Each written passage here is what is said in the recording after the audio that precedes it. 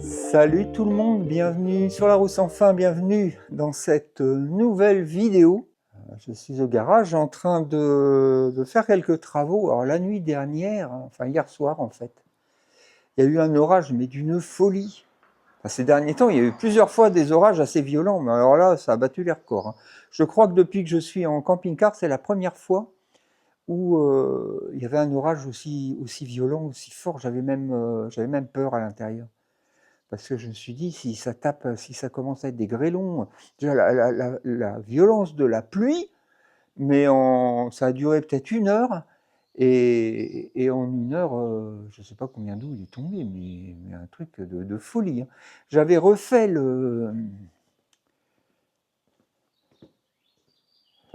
vais vous montrer.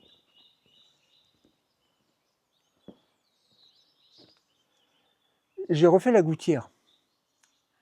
Alors, c'est pas flagrant, évidemment, si vous n'aviez pas vu avant, mais enfin, la gouttière, en fait, elle sortait à l'autre bout, là-bas, et elle coulait, après l'eau coulait le long, enfin c'était pas génial, j'avais des infiltrations, etc. Donc j'ai refait la gouttière il n'y a pas longtemps, là, il y a 2-3 jours, un truc comme ça, avec une descente ici. Voilà. Et j'ai mis, alors j'ai réutilisé les anciennes gouttières, enfin il y en avait des morceaux qui étaient cassés, alors je les ai changés. Enfin, en fait, j'ai mis un élément neuf et après j'ai récupéré les anciens. Pareil pour les crochets. Et j'ai fait la pente évidemment qui va vers là, comme il se doit. Et ben, la pluie a été tellement violente, regardez le mur comment il est mouillé. Et l'eau, ben du coup, elle gerbait en fait de là, quoi. Enfin, je suppose, parce que je suis pas sorti, hein, je vous dis, c'était flippant, quoi. C'était l'apocalypse. Mais comme je vois comment le mur il est mouillé, sachant que ça c'est un mur qui est à l'est, hein. Et les pluies, enfin bon, quand c'est de l'orage, ça tombe assez droit, mais je pense que la gouttière n'avalait pas toute l'eau. Voilà. Donc du coup, j'ai eu des infiltrations. Hop, si je viens là, voilà, vous voyez le mur ici, il est mouillé, l'eau elle a traversé. Ce sont des parpaings creux, donc l'eau passe à travers, hein.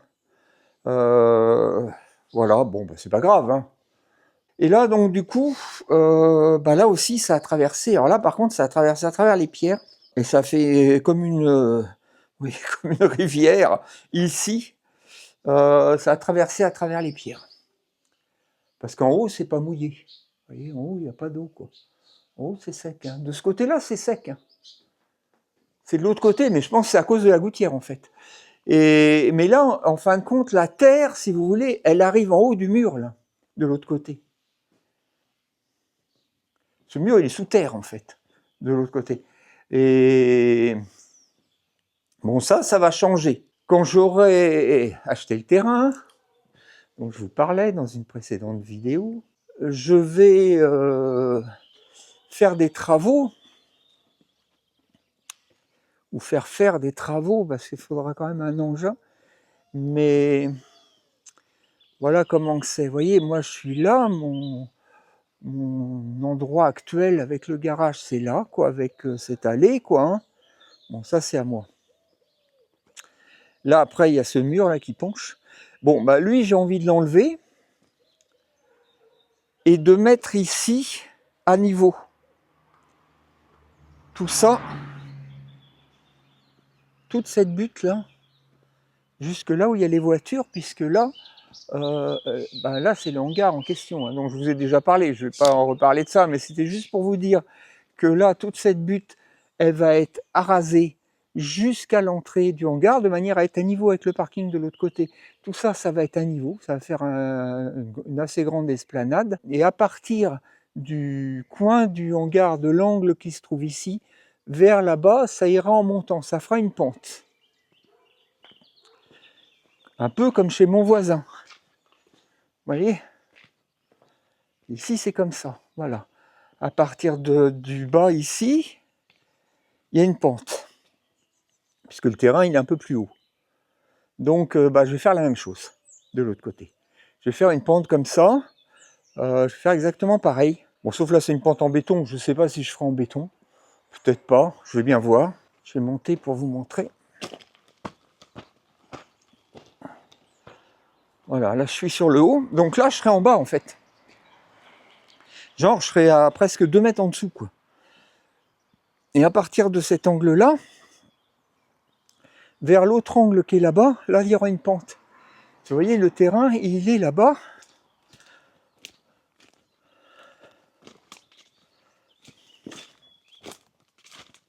Ah, le terrain, il est là. Vous voyez, c'est là, quoi. Bon, là, toute cette friche, évidemment, va disparaître. Voilà, donc là, j'aurai, à partir d'ici, ça va être en pente. Et donc là, le long du mur, ici, qui sera dégagé par le fait, hein, ben, j'en profiterai pour creuser une tranchée, le long du mur, et pour mettre un drain.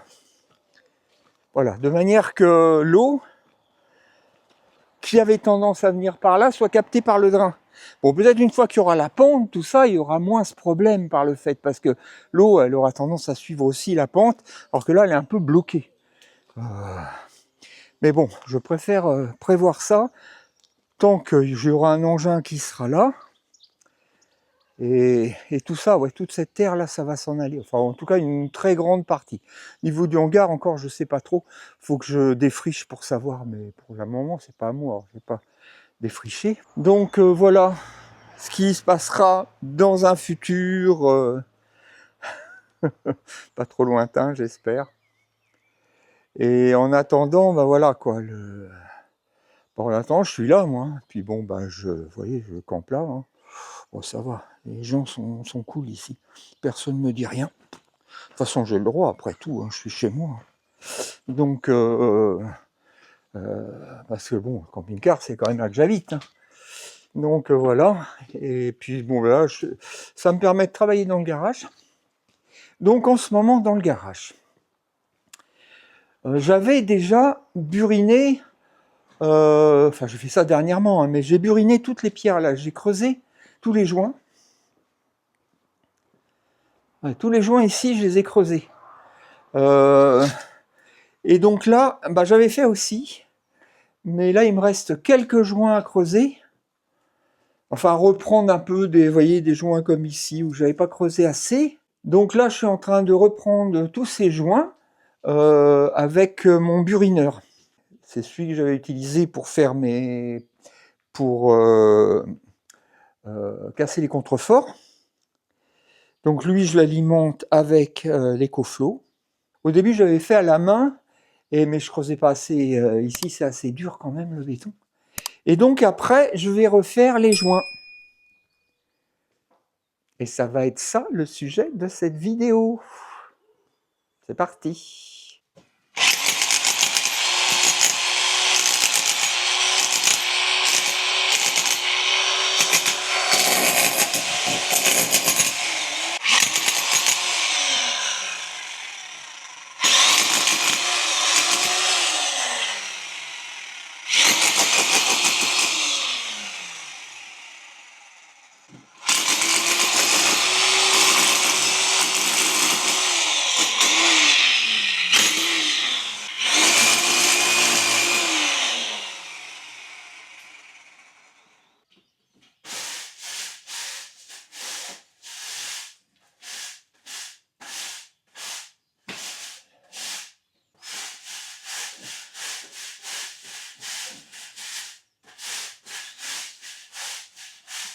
Alors, j'ai fini mon burinage.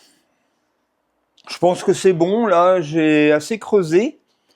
Alors maintenant, je vais préparer mon mélange de chaux et de sable pour refaire mes joints. Et avant de faire les joints, je vais mouiller aussi le mur pour qu'il soit, pour que ça adhère mieux la colle que je vais faire. Donc déjà, pour commencer, il faut que je fasse mon mélange. Donc je vais faire ça dans la brouette. Je vais mettre 3 seaux. C'est ce qui est préconisé sur le sac. Hein. 3 seaux de sable pour un seau de chaux. Alors je dis des seaux, ça pourrait être n'importe quoi. En fait, disons, il faut 3 doses de sable pour une dose de chaux. Quoi. En gros. Donc je vais mettre 2 doses de sable à bâtir et une dose de sable à enduire, qui sera un peu plus fin, et donc une dose de chaud. Je mélange tout ça bien, et après évidemment je mets de l'eau hein, pour faire une pâte un peu crémeuse, et puis après je bazarde ça sur le mur en projetant. L'avantage de projeter, c'est que ça va bien coller, ça va bien adhérer, ça va bien se rentrer dans les creux, ce genre de choses. C'est mieux. Et pour finir, avec du vinaigre blanc, je pourrais enlever éventuellement le petit film de chaux qui se sera posé sur les pierres. Il n'y aura pas trop d'infractuosité dans lesquelles pourront se mettre la poussière, les bestioles, etc. quoi. Voilà. Donc là, pour l'instant, je vais commencer par faire mon mélange. Et après, donc le mélange, je vais le mélanger à sec, bien sûr. Et après, je le mouille. Je mouille le mur. Et puis voilà, bah, je vais vous montrer tout ça. C'est parti! Donc déjà, pour commencer, je vais peut-être mouiller le mur. Comme ça, il aura le temps de ressuyer un petit peu.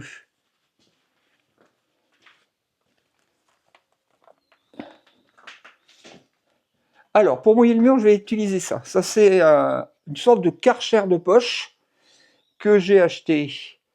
Vous voyez la marque. Hein. Donc, j'ai acheté à Lidl, qui marche donc sur batterie.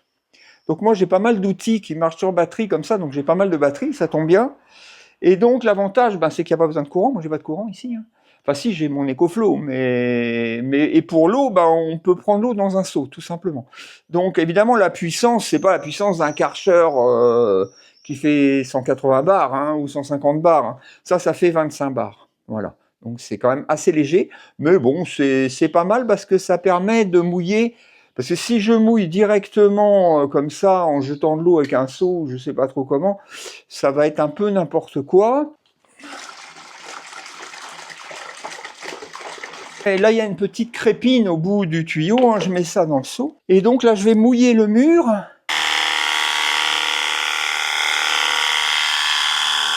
Vous voyez, ça mouille bien, hein.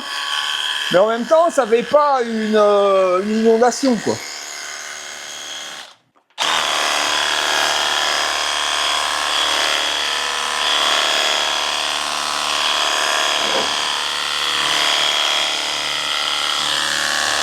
Voilà, donc cette opération, ça a permis d'humidifier le mur, sans mettre trop d'eau. Bon, évidemment, il y a un peu d'eau par terre, mais ça va, quoi.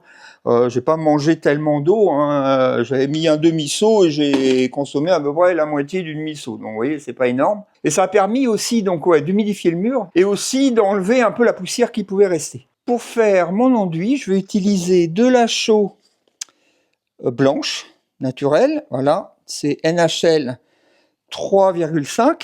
Ça, c'est la norme. Du sable à bâtir et du sable à enduire. Bon, la différence, c'est juste une histoire de granulométrie. C'est le même sable, en fait, de base, mais bon, il y en a un qui est plus fin que l'autre.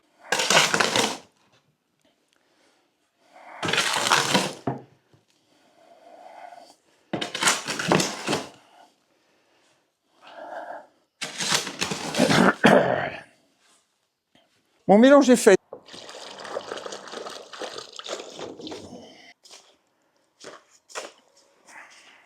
Mais l'idée, ça va être de projeter ça dans les joints.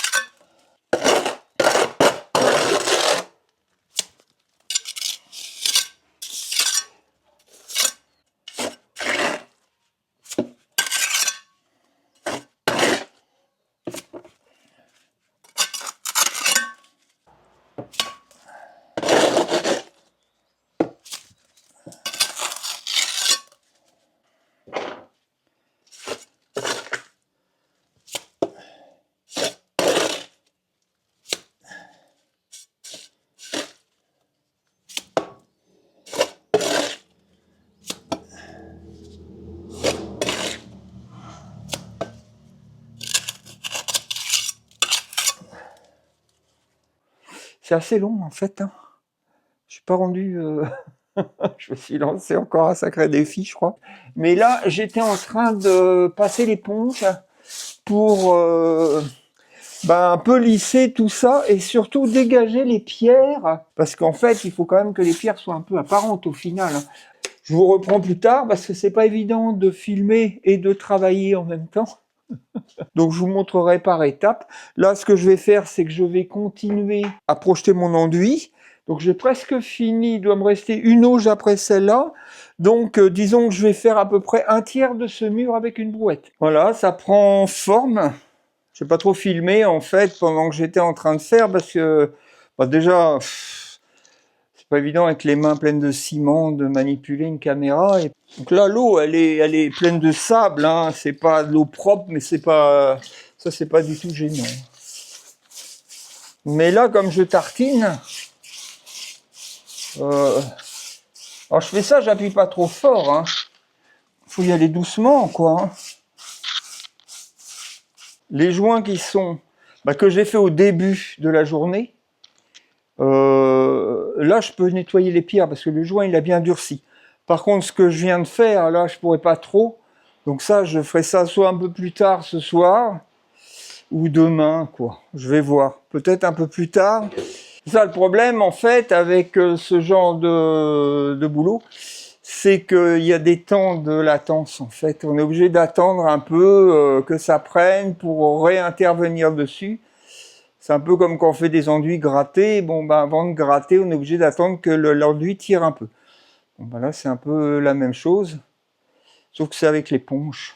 Les enduits muraux, si on veut pas les gratter, on peut les faire aussi à l'éponge. Il y a des taloches éponges même. Deuxième jour, deuxième jour à poser l'enduit. Juste pour vous montrer rapidement ce que j'ai fait hier. Limite, c'est plus long que je pensais. Enfin, quoi que j'avais pas vraiment d'idée parce que j'ai jamais fait ça. Mais c'est long parce qu'en fait, c'est irrégulier. Si vous voulez, le mur, quoi. Il y a les joints en creux, les pierres en saillie. Il faut arriver à égaliser un peu tout ça. Donc, je vous montre vite fait ce que ça donne. Donc là, j'ai pas fait encore. Voilà, je suis arrivé là. Là, c'est un peu en cours.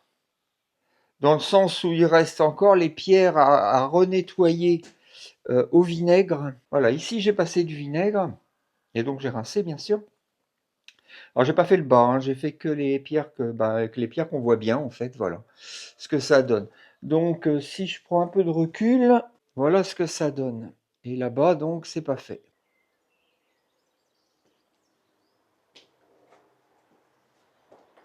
J'ai pulvérisé du vinaigre avec de l'eau. Enfin j'ai dilué en fait du vinaigre blanc, du vinaigre ménager quoi, avec de l'eau. Voilà. J'en ai pulvérisé là, parce que vous voyez ici, les pierres, elles sont un peu cachées. Alors après, à gauche, là, je suis pas allé, parce que ça, je viens de le faire. Donc, je suis allé où j'étais... Ce que j'ai fait hier, en fait.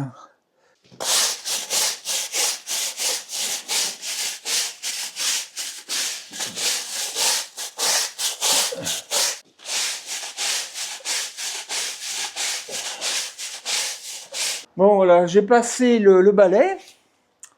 Bon, je pourrais pas faire grand-chose de plus. Maintenant, ce que je vais faire, je vais rincer avec de l'eau.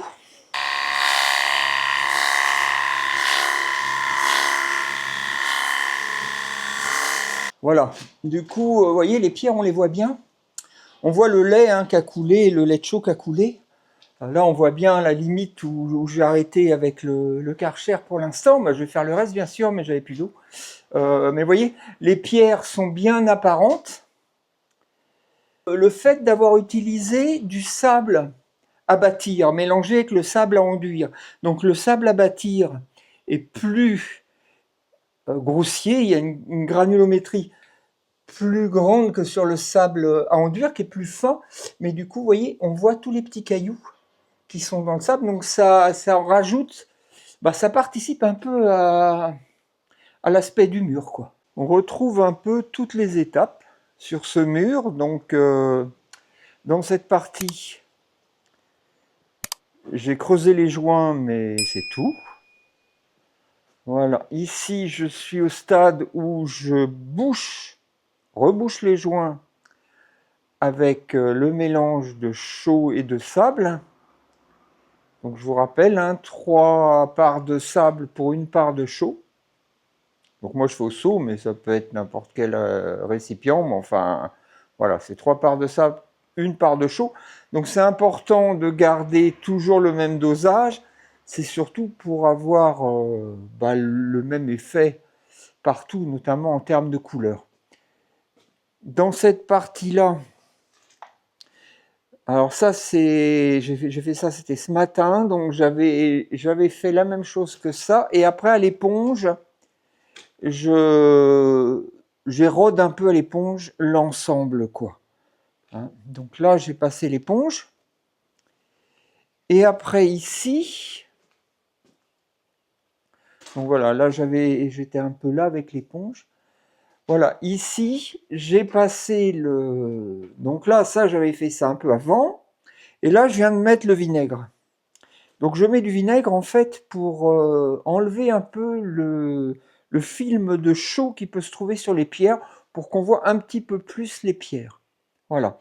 Et donc là, à présent, je vais rincer euh, cette partie-là de mur. Et, ou plutôt avant, je vais tartiner, moi j'appelle ça comme ça, à l'éponge, cette partie-là. Je vais déjà faire ça avant, je vais tartiner à l'éponge et après, je vais rincer la partie où j'ai mis le vinaigre. Comme ça va avoir le temps d'agir un peu plus. Donc là, je vais passer le Karcher. Ça, c'est top, n'empêche, parce que finalement, je m'en sers. Alors, ça n'a pas une puissance phénoménale, mais ça a quand même une bonne petite puissance. Déjà, pour nettoyer le matériel, c'est impeccable. Je mouille mes pierres avant de mettre la chaux, tout ça. Je mouille les pierres, hein, et puis les joints. Donc, pour ça, c'est impeccable parce qu'on ne met pas trop d'eau partout. Et donc là, je vais pouvoir rincer mes joints.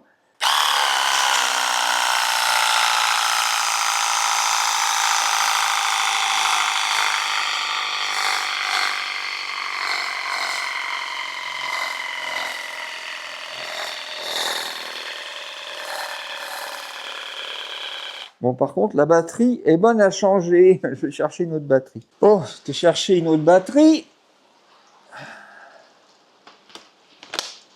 Bon, bref, allez, c'est parti.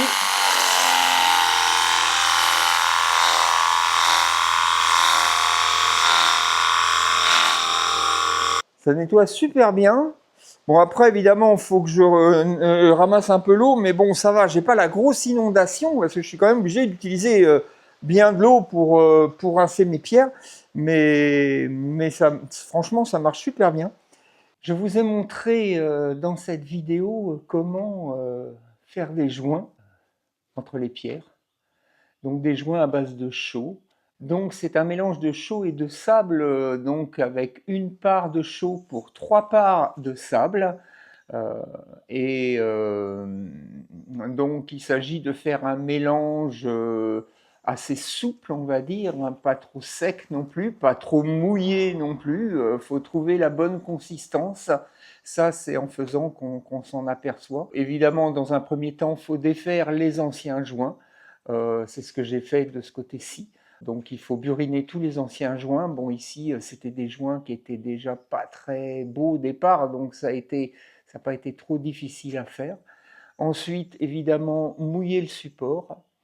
Pas le détremper non plus, mais il faut qu'il soit humide. La première passe, moi, je projette, c'est-à-dire que je prends sur ma taloche avec ma truelle du mélange que je jette dans les joints. Bon, ça demande un petit coup de main, c'est pas évident, mais c'est la meilleure solution pour que ça rentre vraiment en profondeur si vos joints sont très profonds. S'ils sont pas profonds, bon, c'est pas trop la peine de faire ça. À la limite, vous pouvez attaquer directement avec la pousse du mélange dans les joints. Donc pour pousser le mélange dans les joints, bon, là j'utilise une truelle fine ou alors une langue de chat. Donc je pose ma taloche sous le joint et je pousse. Je pousse au maximum dans les joints.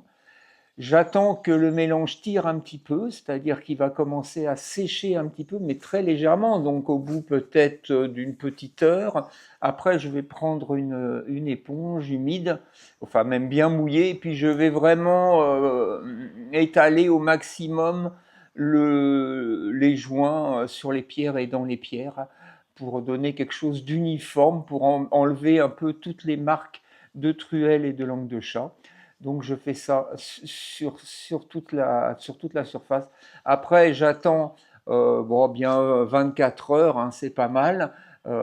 Et au bout de 24 heures, je passe un coup de brosse, de balai, de pont, ou enfin une brosse de ce genre, hein, assez dure quand même, pour essayer de dégrossir un petit peu le joint. Et ensuite, je passe du vinaigre blanc, du vinaigre ménager tout simplement, hein, avec un petit pulvérisateur. Je passe ça sur les pierres pour enlever le lait chaud sur les pierres. Ce n'est pas une opération indispensable, mais ça dépend en fait du rendu que vous voulez. Si c'est en intérieur, c'est bien. Si c'est en extérieur, c'est peut-être moins la peine parce qu'avec la pluie, avec le temps, tout ça, les pierres vont se nettoyer d'elles-mêmes. Mais en intérieur, évidemment, ça ne va pas être le cas. Donc, je fais ça. Après, j'attends, pareil, 1 heure à peu près que le vinaigre agisse bien. Et après, avec mon petit Karcher que vous avez pu voir, je passe. Alors, sinon, vous pouvez utiliser un Karcher classique, on va dire. Mais dans ce cas-là, le mettez pas trop fort non plus. Il faudra le mettre au minimum. Moi, mon Karcher, il fait que 25 bars, donc c'est un petit Karcher. Mais ça permet de bien rincer et en même temps de décoller un peu le lait chaud des pierres. Donc, je fais ça sur toute la surface. Et le lendemain, en général, je redonne un coup de brosse sur les pierres, un coup de balai sur les pierres. Et voilà, donc le résultat avant, le résultat après. Donc ça, c'est des pierres que j'ai fait hier. Bah, évidemment, c'est encore un peu frais. Donc la couleur est encore un peu sombre, hein, ça va s'éclaircir un peu avec le temps.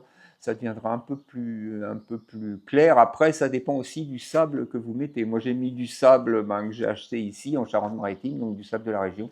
Donc, suivant la région où vous êtes, suivant le sable que vous mettez, évidemment, vous aurez une couleur, sachant que la chaux, à la base, elle est blanche. Donc, c'est le sable qui va donner la couleur, hein, c'est pas la chaux. Donc, suivant le sable que vous mettrez, vous aurez un joint plus ou moins ocre. Voilà, c'est donc la fin de cette vidéo. Vous êtes resté jusqu'au bout, donc c'est que ça vous a plu. Dans ce cas-là, n'hésitez pas à mettre un pouce pour dire que ça vous a plu. Vous pouvez bien évidemment commenter la vidéo, vous pouvez la partager, vous pouvez aussi la booster, ce qui aide un peu la chaîne. Vous pouvez également vous abonner si ce n'est pas déjà fait. Et en attendant de vous retrouver sur la route sans fin dans une prochaine vidéo, je vous dis bye bye les amis, à bientôt.